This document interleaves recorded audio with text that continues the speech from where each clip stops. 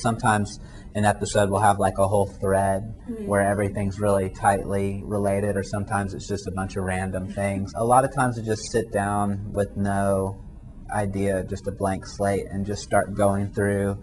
I have like an aggregator where I aggregate like all of the blogs and news and stuff that I look at every day. So I'll go through and see what's new and fun and interesting, and then maybe over the course of a couple hours of researching, I'll find a whole bunch of links. Usually the stories that we find are just interesting or silly enough that you don't need to make jokes. It just sort of speaks for itself.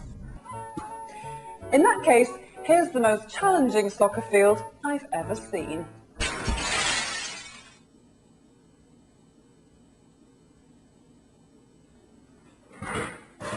Heading on, virtual reality roller shoes. With motorized rollerballs beneath your feet, walking in place has never seemed so easy.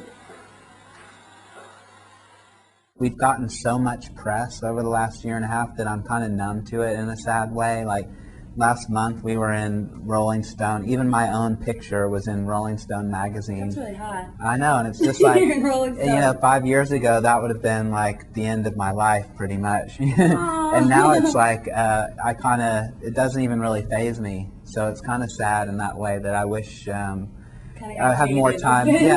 Need more time to like step back and take a look, you know, because we just keep like charging on, kind of. The model that I decided to take, which I would recommend to most people that are sort of trying to do something in the similar vein, is to not worry at first about making money off of your content. I mean, maybe worry about your contracts and all of your stuff internally.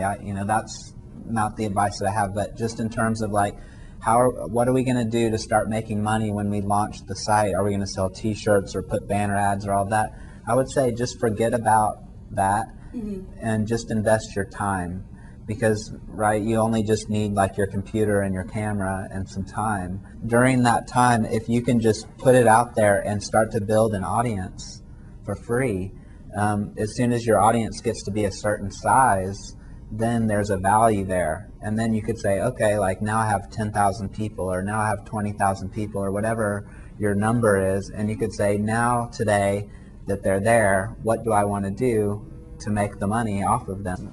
The thing that I'm most interested in the long term really is the idea of how you can distribute all around the world, and that it allows for niche content so that it doesn't have to be entertaining and special in terms of appealing to a lot of people, or having, like you were saying, viral video or something.